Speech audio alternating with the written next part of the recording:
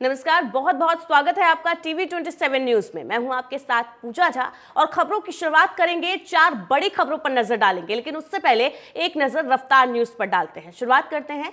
आज जम्मू के दौरे पर प्रधानमंत्री नरेंद्र मोदी पहुंचे, जहां पर 30,500 करोड़ रुपए से ज्यादा की कई विकास परियोजनाओं की आधारशिला प्रधानमंत्री ने रखी। इस दौरान पीएम ने कहा, विकसित जम्मू कश्मीर का संकल्प लिया है, 70 साल के अधूरे सपने पूरे किए जाएंगे। प्रधानमंत्री नरेंद्र मोदी ने जम्मू कश्मीर में यह कहा।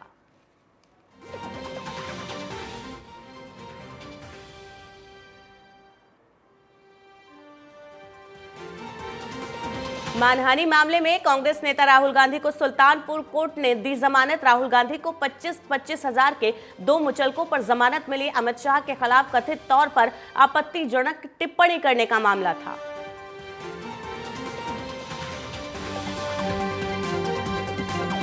महाराष्ट्र में एकनाथ शिंदे की कैबिनेट ने मराठा आरक्षण ड्राफ्ट बिल को दी मंजूरी। आज महाराष्ट्र विधानसभा में किया जाएगा पेश। बिल में शिक्षा और सरकारी नौकरी में 10% आरक्षण का किया गया प्रावधान।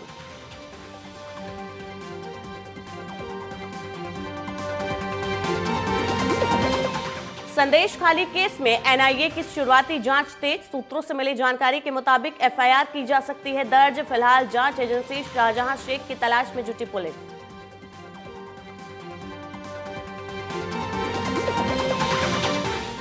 चंडीगढ़ मेयर चुनाव में हुई गड़बड़ी को लेकर सुप्रीम कोर्ट ने आज होगी सुनवाई। कोर्ट ने रिटर्निंग अफसर से पूछताछ के बाद चुनाव से संबंधित दस्तावेज, छेड़छाड़ वाले बैलेट पेपर, वीडियो को लेकर कोर्ट में पेश होने के दिए निर्देश।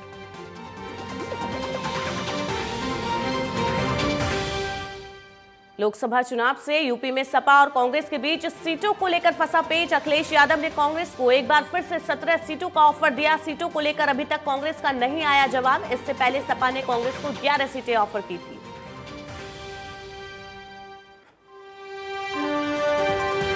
कांग्रेस नेता जयराम रमेश का बड़ा बयान, सीटों को लेकर बातचीत चल रही है, सकारात्मक माहौल है। समाजवादी पार्टी इंडिया गठबंधन के साथ चुनाव लड़ना चाहती है। हम भी चाहते हैं गठबंधन मजबूत हो।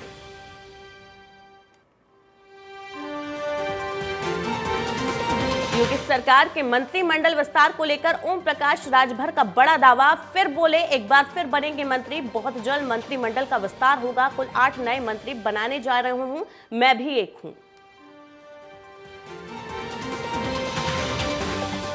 आज से जन विश्वास यात्रा पर निकले तेजस्वी यादव। यात्रा पर निकलने से पहले अपने घर पर भगवान शिव की पूजा की। पूर्व मुख्यमंत्री लालू यादव, राबड़ी देवी भी शामिल हुए। तेजस्वी ने कहा, अपने मां और ममता और पिता की क्षमता को लेकर आज जनता के बीच जाएंगे।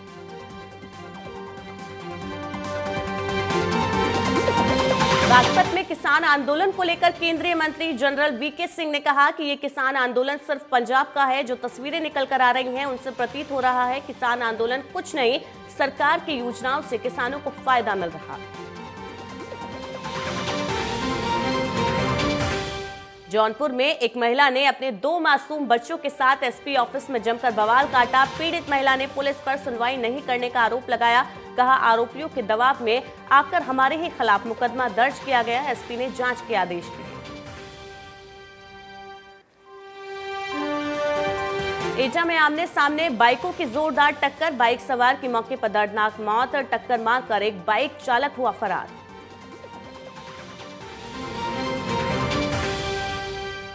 हल्द्वानी हिंसा को लेकर आरोपियों को लेकर गिरफ्तारी तेज। पुलिस ने मामले में कार्रवाई करते हुए 14 आरोपियों को गिरफ्तार किया। मामले की जानकारी देते हुए एसएसपी नैनीताल प्रहलाद नारायण मीणा ने बताया, पुलिस के ऊपर पेट्रोल बम फेंकने के साथ पुलिस की गाड़ी में आग लगाने वाले 14 आरोपियों को गिरफ्तार किया गया।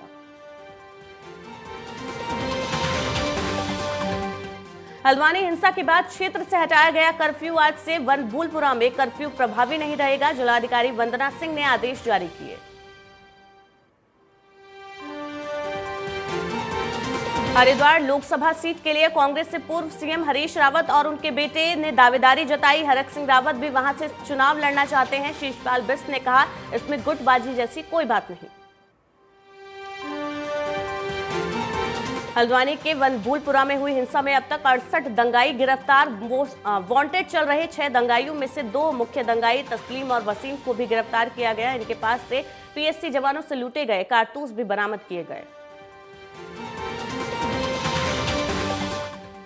सीएम मोहन यादव का बड़ा बयान, मध्य प्रदेश खेलों के क्षेत्र में पूरे देश से आगे जाएगा। राज्य सरकार खेलों के लिए मूलभूत सुविधाएं उपलब्ध करा रही, भविष्य में खिलाड़ियों को और अधिक सुविधाएं दी जाएंगी। जबलपुर पहुंचे ऑल इंडिया कांग्रेस कमेटी के एसएससी सेल के अध्यक्ष राजेश लिलोथिया की प्रेस वार्ता। बीजेपी सरकार के 10 साल को बताया अन्याय काल, कहा स्कूल कॉलेज ही नहीं आईआईएम जैसे संस्थानों में भी बच्चों को संस्कृत के श्लोक पढ़ने के लिए बाध्य किया जा रहा। लोकसभा चुनाव को लेकर भोपाल में कांग्रेस की बड़ी बैठक आज। प्रभारी जितेंद्र सिंह और पीसीसी चीफ जीतू पटवारी बैठक में मौजूद रहेंगे। राज्य के सभी विधायकों को पार्टी के लिए बैठक के लिए तलब किया गया। इंदौर में 4 कारोबारी के खिलाफ एफआईआर दर्ज हो गई। कलेक्टर आशीष सिंह के आदेश पर एफआईआर दर्ज हो गई। पिछले दिनों 5 जगह पर सौंफ के कारखाने पर कार्रवाई की गई थी। भोपाल में मध्य प्रदेश में तबादलों का दौर जारी, कई अफसरों को अतिरिक्त प्रभार सौंपा गया। पुलिस मुख्यालय में पदस्थ आईपीएस संजय सिंह को छिंदवाड़ा एसपी की कमान सौंपी गई। भूपेश बघेल का बीजेपी पर बड़ा आरोप, कांग्रेस नेताओं को फोन के माध्यम से संपर्क किए जाने को लेकर कहा बीजेपी हमारे विधायकों से फोन पर संपर्क कर रही, हमारे विधायकों को लोकसभा टिकट और मंत्री पद देने का लालच दिया जा रहा।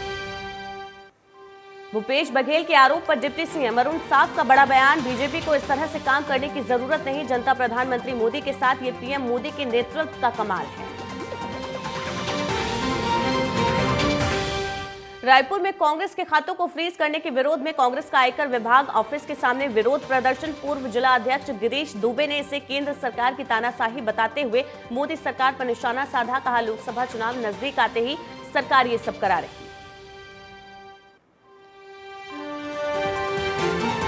अब रुक करते हैं 4 बड़ी खबरों का। जी हां, 4 बड़ी खबरों में एक नजर डालेंगे इस वक्त की बड़ी खबरों पर। सबसे पहले बात करेंगे जम्मू कश्मीर दौरे की।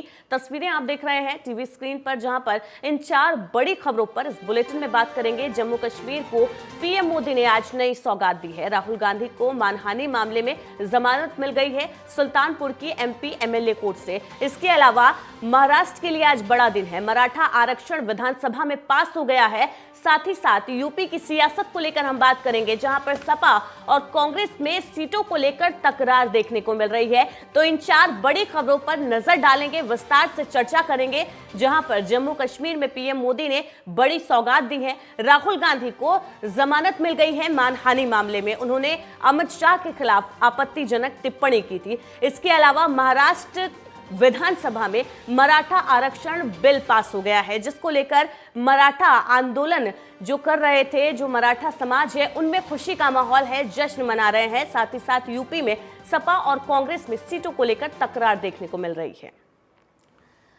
तो सबसे पहले बात करेंगे जम्मू कश्मीर की, जहां पर प्रधानमंत्री नरेंद्र मोदी ने जम्मू कश्मीर में करीब 32,000 करोड़ रुपए की योजनाओं का आज शिलान्यास किया। इसमें education, railway, aviation, road sector से जुड़े विकास कार्य शामिल हैं। इस दौरान पीएम ने कहा 70 साल से अधूरे सपने मोदी पूरे करके देगा। पहले बम बंदूक जम्मू कश्मीर के लिए दुर्भाग्य था। एक वो दिन था जब जम्मू कश्मीर में अलगाव की खबरें आती थी। अब जम्मू कश्मीर विकसित होने के संकल्प के साथ आगे बढ़ रहा है। आज यहां सैकड़ों नौजवानों को सरकारी नियुक्ति पत्र सौंपे गए। मैंने आईआईटी, आईआईएम की बात की थी, आपसे जो वादा किया था वो वादा पूरा करके दिखाया है और आने वाले समय में युवाओं को इसका फायदा मिलेगा। यहाँ पर रोजगार भी रफ्तार पकड़ेगा। जिस तरीके की खबरें पहले जम्मू कश्मीर को लेकर आती थी वो आज नहीं आती हैं और आज जम्मू कश्मीर पूरे तरीके से बदल गया है।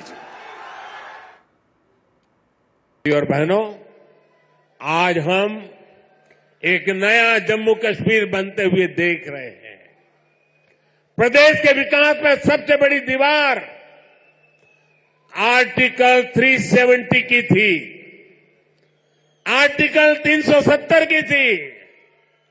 इस दीवार को भाजपा की सरकार ने हटा दिया है।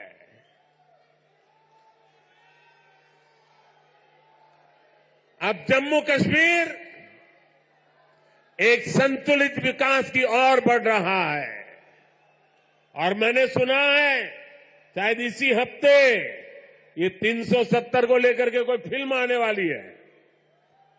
मुझे लगता है आपका जय जयकार होने वाला है पूरे देश में। मुझे पता नहीं है फिल्म कैसी है, मैंने कल ही कहीं किसी टीवी पे सुना कि ऐसी कोई 370 पे फिल्म आ रही है। अच्छा है, लोगों को सही जानकारी मिलने में काम आएगी। साथियों, ये 370 की ताकत देखिए। 370 जाने के कारण आज मैंने हिम्मत के साथ देशवासियों को कहा है कि अगले चुनाव में भाजपा को 370 दीजिए और एनडीए को 400 पार कर दीजिए। तो प्रधानमंत्री नरेंद्र मोदी आज जम्मू कश्मीर पहुंचे थे, जहां पर उन्होंने 32,000 करोड़ के प्रोजेक्ट्स का शिलान्यास किया। ज्यादा जानकारी के लिए हमारे साथ हमारे संवाददाता पंकज वानखेड़े फोन लाइन पर जुड़ गए हैं। पंकज, जम्मू कश्मीर से आज बदलती हुई तस्वीरें नजर आ रही हैं। जिस तरीके से जम्मू कश्मीर से पहले खबरें आती थी शहादत की, वो जो तस्वीर है आज पूरे तरीके से बदल गई है। आज प्रधानमंत्री नरेंद्र मोदी वहां पर पहुंचे थे, जहां पर 32,000 करोड़ के प्रोजेक्ट का शिलान्यास उन्होंने किया। क्या कुछ ये योजनाएं थी जिनकी सौगात प्रधानमंत्री ने जम्मू कश्मीर वासियों को दी है? बिल्कुल, बेशक पूजा, देखिए जिस तरह से प्रधानमंत्री मोदी ने जिस तमाम योजनाओं का जिक्र किया और कहा कि जिस तरह से पहले एक दौर था जम्मू कश्मीर में अलगाववाद और आतंकवाद चर्चा होती थी, लेकिन अब कहने का जम्मू और कश्मीर में खास तौर पर विकास कार्यों की चर्चा होती है। और साथ ही साथ करीब 32,000 करोड़ से ज्यादा के कार्यक्रम के उद्घाटन और शिलान्यास प्रधानमंत्री मोदी ने किया। साथ ही साथ लगातार जिस तरह से एम्स और IIM IIT इस संस्थान का भी उद्घाटन प्रधानमंत्री मोदी ने जम्मू कश्मीर की धरातल पे किया। और साथ ही लगातार विकास की चर्चा प्रधानमंत्री मोदी करते नजर आए थे। और सबसे महत्वपूर्ण यह है कि जिस तरह से पहले एक दौर था जब पत्थरबाजी होती थी, अब कहीं ना कहीं विकास की चर्चा होती नजर आ रही है। तमाम बातों को लेकर प्रधानमंत्री मोदी ने तमाम जम्मू के लोगों को संबोधित करते हुए कहा है। बिल्कुल पंकज, इस दौरान प्रधानमंत्री ने एक फिल्म का भी जिक्र किया है और कहा है कि जम्मू कश्मीर वासियों को लेकर ही वो फिल्म है। हालांकि फिल्म कैसी होगी इसको लेकर उन्होंने कहा है कि वो जब फिल्म आएगी तब पता चलेगा, लेकिन इस फिल्म का जिक्र उन्होंने जरूर यहां पर किया है।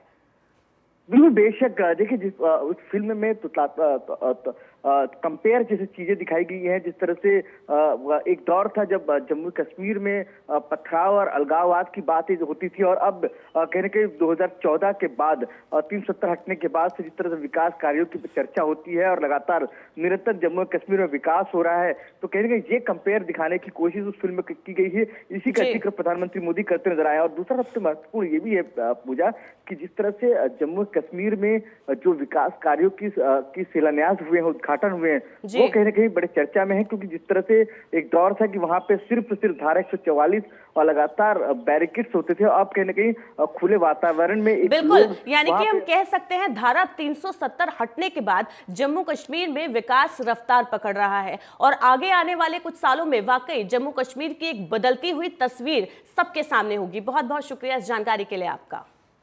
तो भारत जोड़ो न्याय यात्रा पर राहुल गांधी निकले हुए हैं आजकल, लेकिन एक अच्छी खबर उनके लिए सामने आ रही है। सुल्तानपुर कोर्ट ने अमित शाह पर विवादित टिप्पणी के मामले में उन्हें जमानत दे दी है। अमित शाह पर साल 2018 में टिप्पणी को लेकर भारतीय जनता पार्टी के एक नेता ने उन पर केस दर्ज कराया था। इसी मामले में आज सुल्तानपुर की MP MLA कोर्ट ने सुनवाई की और राहुल गांधी को जमानत दी है। तो राहुल को ये बड़ी राहत सुल्तानपुर की MP MLA कोर्ट से मिली है। राहुल गांधी को एक विवादित टिप्पणी मामले में जमानत मिल गई है। अमित शाह को लेकर उन्होंने एक टिप्पणी की थी, जिसके बाद उन पर मानहानि का केस दर्ज कराया गया था बीजेपी नेता की तरफ से, जिसको लेकर केस चल रहा था। आज इस मामले की सुनवाई हुई और कोर्ट ने उन्हें 25-25 हजार के 2 मुचलकों पर जमानत दे दी है। कोर्ट में आज उन्होंने सरेंडर किया, राहुल गांधी जी ने स्वयं को सरेंडर किया और माननीय न्यायालय ने उनको करीब आधे घंटे पौन घंटे कस्टडी में लेने के बाद उनकी जमानत अर्जी पेश हुई। जमानत अर्जी पर सुनवाई हुई और उनकी जमानत मंजूर हुई है। आगे फर्दर वो डेट अभी नहीं लगी है, डेट लगेगी। राहुल गांधी जी के अधिवक्ता ने कहा कि हम निर्दोष हैं और इस तरह से हमने कुछ भी नहीं कहा है। हमने उस पर अपोज किया, अपना विरोध जताया और चूंकि जमानती अपराध है, धारा 500 IPC बिलेबल ऑफेंस है, इसलिए उनकी जमानत मंजूर हुई। तो गृह मंत्री अमित शाह पर विवादित टिप्पणी मामले में राहुल गांधी को सुल्तानपुर की एमपी एमएलए कोर्ट से जमानत मिल गई है। पंकज तिवारी हमारे साथ जुड़ गए हैं। पंकज, राहुल गांधी को जमानत मिल गई है। इस समय राहुल गांधी न्याय यात्रा पर निकले हैं। बीजेपी पर आरोप भी लगा रहे हैं कि उनकी न्याय यात्रा में दखल अंदाजी की जा रही है, लेकिन इसी बीच सुल्तानपुर कोर्ट में उनकी सुनवाई थी, जहां पर पहुंचे और एक बड़ी राहत राहुल गांधी को मिलती हुई दिखाई दी।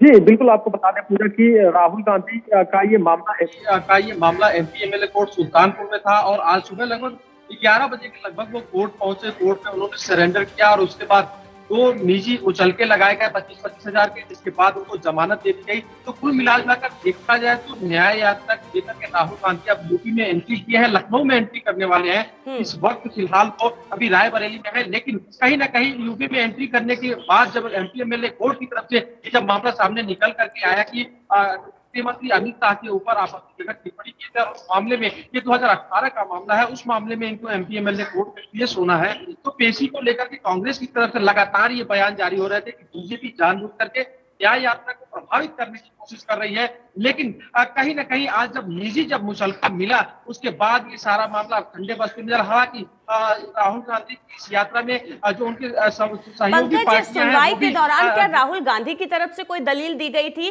कि आखिर उन्होंने क्यों अमित शाह को लेकर ये टिप्पणी की थी जो उनके द्वारा की गई थी? क्योंकि 2018 का ये मामला है, तब उन्होंने अमित शाह पर टिप्पणी की थी और तब से लेकर ये केस चलता आ रहा है। तो राहुल गांधी की तरफ से क्या कुछ सफाई पेश की गई?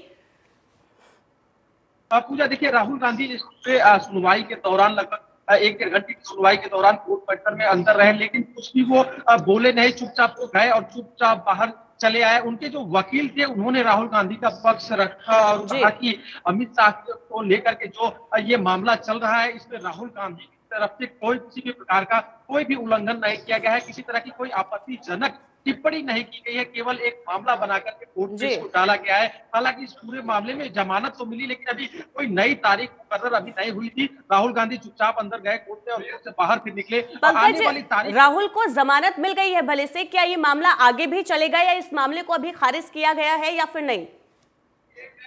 जी देखिए, अभी इस मामले को खारिज नहीं किया गया है। जो अभी जानकारी है उसके अनुसार इस मामले में आगे सुनवाई हो सकती है, क्योंकि अब ये मामला शुरू हुआ है, राहुल गांधी सरेंडर किए हैं और उसके बाद उनको जमानत मिली है। तो जाहिर सी बात है कि इस पूरे मामले में दोनों पक्ष की सुनवाई होगी, उसके बाद कोर्ट इसमें फैसला सुनाएगा। लेकिन जो 25-25 हजार निजी मुचलके कोर्ट के कहने पे लगाए गए हैं, वो राहुल गांधी ने निजी मुचलके लगाए, उसके बाद कोर्ट ने उनको जमानत दी हुई है न्याय यात्रा के लिए। एक तरह से देखा जाए जो अगली तारीख जो मुकर्रर की जाएगी उसमें जब सुनवाई होगी तो दोनों पक्षों को सुना जाएगा, उसके बाद ठीक है पंकज, अब देखना होगा कि आगे कब तक इस मामले की सुनवाई होती है और क्या कुछ दलीलें दोनों तरफ से पेश की जाती हैं। खबरों में आगे बढ़ेंगे। उत्तर प्रदेश में मुख्य विपक्षी दल समाजवादी पार्टी और कांग्रेस के बीच में गठबंधन खत्म होने की जानकारी सामने आ रही है। राहुल गांधी की भारत जोड़ो न्याय यात्रा के बीच में यह खबर सामने आई है कि यूपी में सीटों के बंटवारे को लेकर दोनों दलों के बीच में बातचीत ट्रैक पर नहीं आ पा रही है। अखिलेश यादव कांग्रेस की यात्रा से दूरी बना रहे हैं। सूत्रों से यह भी पता चला है कि सपा ने 19 फरवरी को कांग्रेस को 17 सीटों का ऑफर दिया था, लेकिन दोनों ही पार्टियों के बीच में सीटों पर कोई सहमति नहीं बन पाई है। पत्रकारों के साथ बातचीत में कांग्रेस नेता ने कहा, सीट शेयरिंग अंतिम चरण में है, इसे किसी भी मिनट अंतिम रूप दिया जा सकता है। बातचीत जारी है, जहां एक तरफ सूत्रों के हवाले से यह जानकारी सामने आ रही है कि सीटों को लेकर समाजवादी पार्टी और कांग्रेस के बीच में तकरार है, वहीं कांग्रेस के नेता लगातार इस तरीके के बयान दे रहे हैं कि सब कुछ ठीक है और इंडिया गठबंधन मजबूत है। सीटों को लेकर भी चर्चा जारी है और जल्द ही सभी पार्टियां किसी न किसी नतीजे पर पहुंच जाएंगी। लेकिन लोकसभा चुनाव मुहाने पर खड़ा है, कुछ ही वक्त बचा है लोकसभा चुनाव को लेकर, लेकिन ऐसे में इंडिया गठबंधन में किसी भी सीटों को लेकर जो बातचीत तय नहीं हो पा रही है, उससे क्या अंदाजा लगाया जाए, क्या कुछ कहा जाए कि इंडिया गठबंधन वाकई मजबूत है या चुनाव से पहले इसमें कोई दरार पड़ सकती है। पंकज तिवारी हमारे साथ ज्यादा जानकारी के लिए जुड़े हुए हैं। पंकज, कांग्रेस और समाजवादी पार्टी में जो तकरार देखने को मिल रही है सीटों को लेकर, हालांकि दोनों पार्टियां इस पर अपना कोई भी स्पष्ट रुख नहीं रख रही हैं, लेकिन जो खबरें आ रही हैं उसमें यही कहा जा रहा है सीटों को लेकर न कांग्रेस राजी है न सपा ज्यादा सीटें कांग्रेस को देने को तैयार है। देखिए, आपको बता दें कि इस पूरे मामले में कांग्रेस की तरफ से या समाजवादी पार्टी की तरफ से दोनों तरफ से टीमें काम कर रही है। सीट बंटवारे को लेकर किसी तरह से जो पेच फंसा हुआ है उसको सुलझाया जाए। हालांकि समाजवादी पार्टी की तरफ की तो खबर निकल के आ रही है 17 सीटों की डिस्कस की गई है कांग्रेस के लिए। गांधी जो न्याय यात्रा में जुड़ने वाले थे उन्होंने भी अपना पैर पीछे खींच लिया है, लेकिन अभी लखनऊ में न्याय यात्रा एंटर नहीं की है। अगर जो इस दौरान कहीं ना कहीं कांग्रेस और समाजवादी पार्टी के बीच में कोई भी एक पहलू जिससे सकारात्मक बातचीत हो जाए, अगर जो शुरू होती है तो जाहिर सी बात है कि चारबाग में जब यह यात्रा आएगी तो इसमें अखिलेश यादव समाजवादी पार्टी की कुनबे को लेकर के इसमें यात्रा में शामिल होंगे। लेकिन अभी ये साफ स्पष्ट दिख नहीं रहा है, क्योंकि जिस तरह से स्थिति बनी हुई है और समाजवादी पार्टी का जो आरोप है कि लगातार जो है कि सीट बंटवारे को लेकर के जो पेच फंसाने का काम है वो कांग्रेस की तरफ से किया जा रहा है, और साथ ही साथ जो समाजवादी पार्टी के जो नेता हैं वो अगर जो कांग्रेस के नेताओं से बात कर रहे हैं तो उनको सीधे तौर पर इंटरटेन किया जा रहा है, यानी कहीं ना कहीं तोड़ने की एक साजिश का भी आरोप लगाया जा रहा है। तो ये जो मामला है ये आगे बढ़ता जा रहा है, तूल पकड़ रहा है, और यही स्थिति बन गई तो जाहिर सी बात है कि सीट बंटवारे को लेकर ना कोई बात बन पाएगी और ना ही विपक्ष की गठबंधन। जिस बात का इंतजार करना होगा कि कब तक इन पार्टियों में सीटों के बंटवारे को लेकर चर्चा फाइनल हो पाती है और इंडिया गठबंधन किसी मुकाम तक पहुंचता है। बहुत बहुत शुक्रिया इस जानकारी के लिए आपका। तो अगली खबर की ओर बढ़ेंगे। महाराष्ट्र विधानसभा में मंगलवार को मराठा आरक्षण पर मुहर लग गई है। विधानसभा से यह बिल सर्वसम्मति से पारित कर दिया गया। इस बिल में 10% मराठा आरक्षण की सिफारिश की गई। इससे मराठा समुदाय को शिक्षा और नौकरियों में रिजर्वेशन का लाभ मिलेगा। यह बिल अब विधान परिषद में रखा जाएगा। मराठा आरक्षण को लेकर आज विधानमंडल का विशेष सत्र आयोजित किया गया। इससे पहले मुख्यमंत्री एकनाथ शिंदे और डिप्टी सीएम एकनाथ शिंदे ने मराठा आरक्षण बिल को सर्वसम्मति और पूर्ण बहुमत से पारित करने की अपील की। हालांकि विपक्षी नेताओं के साथ साथ सत्ता पक्ष से एकमात्र सदस्य एनसीपी नेता और मंत्री छगन भुजबल बिल पर आपत्ति जताने के लिए खड़े हुए। विपक्षी नेता विजय वडेट्टीवार ने बिल पर सहमति जताई। विशेष विधानसभा सत्र में मराठा आरक्षण विधेयक सर्वसम्मति से पारित होने के बाद मुंबई महाराष्ट्र विधानसभा के बाहर जश्न मनाया गया। तो बुलेटिन में फिलहाल के लिए इतना ही। लगातार खबरों के लिए बने रहिए TV 27 न्यूज के साथ।